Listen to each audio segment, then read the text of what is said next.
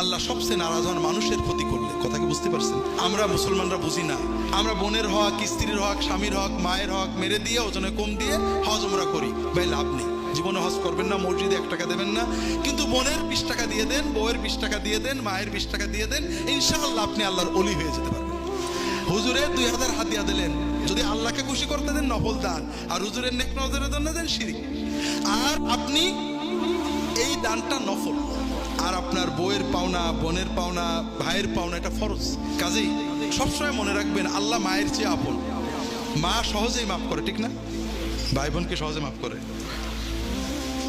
কাজেই আল্লাহর কোনো বান্দা যেন আমাদের দ্বারা ক্ষতিগ্রস্ত না, বিশেষ করে আমাদের সাথে যারা থাকে, আমার স্ত্রী, আমার স্বামী, আমার ভাই বোন, ছেলে মেয়ে, তাদের পরে ইনসাফ করা আমাদের দায়িত্ব, তাদের হক আদায় করার দায়িত্ব। পাড়া প্রতিবেশী, আমি মানুষের উপকার করতে না পারি, অন্তত কারোর হক নষ্ট না। 2 নম্বর, খাদ্য হলে মানুষের উপকার করা। তাহাজ্জুদের নামাজ পড়ার চেয়েও মানুষের উপকার করার সওয়াব অনেক বেশি।